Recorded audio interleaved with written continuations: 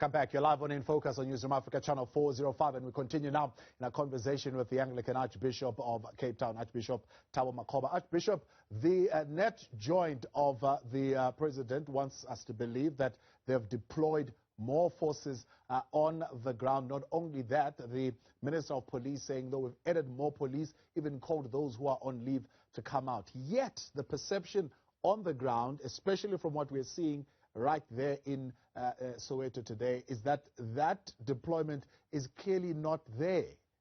The community feels they still need to take up this particular task of protecting their own infrastructure. What does that say? What does this perception tell us about what's going on in society?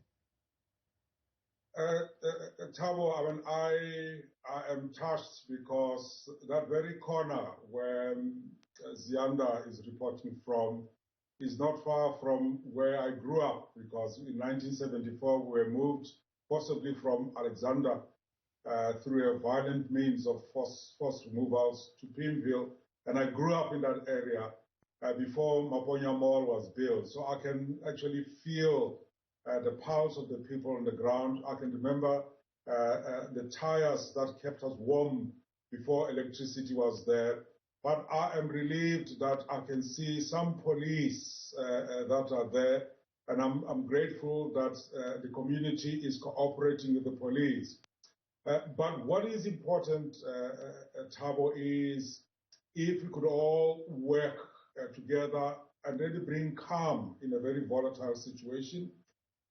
If we can remember also that the police and the army are a stopgap for now. We just need to remember the ultimate project that we have, which is what I was talking about earlier on, that the excessive wealth living side by side with abject poverty is not sustainable. And how do we then go back to the project of making those youth that are guarding Maponya Mall be gainfully employed, be meaningfully employed, and making them to be entrepreneurs that make Maponya Mall and Soweto and Pimville to work?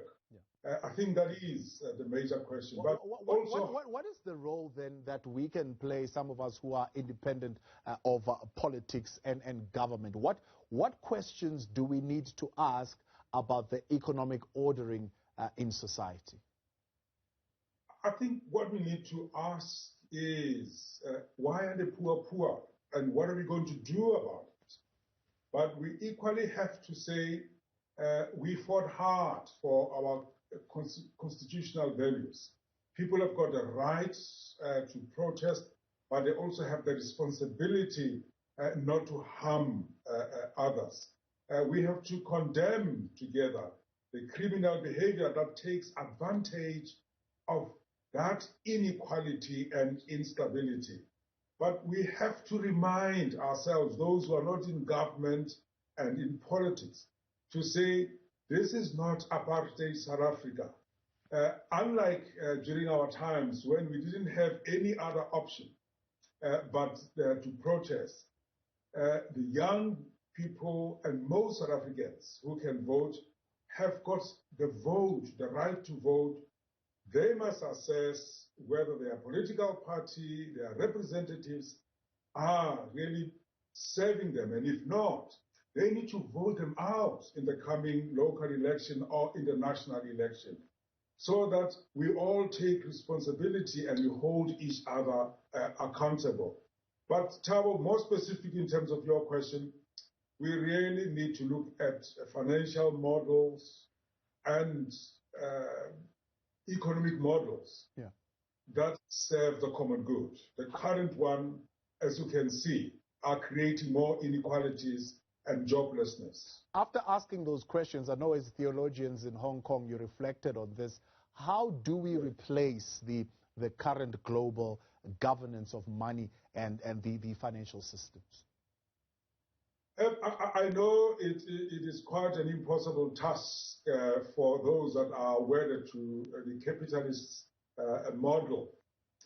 But I think we need to look at the economy that is governed by fairness, by equity, by generosity, and by sharing. and by caring for the environment in which we live. And maybe the economists can look at how do we then make some degree of profit that is shared.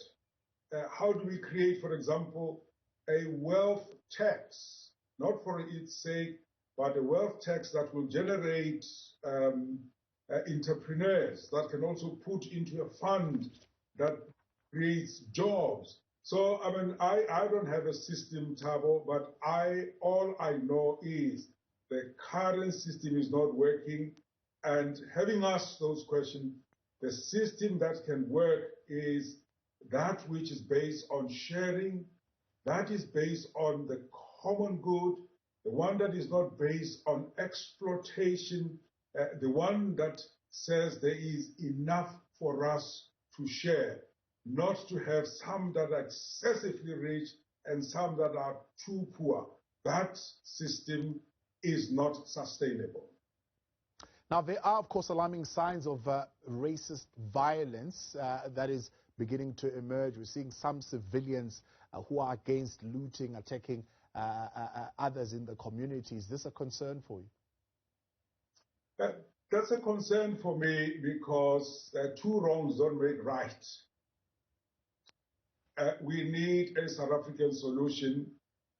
If we have residents that are howling racist comments to the looters, and I'm not saying looting is good, residents that are arming themselves, then that will create mayhem and anarchy.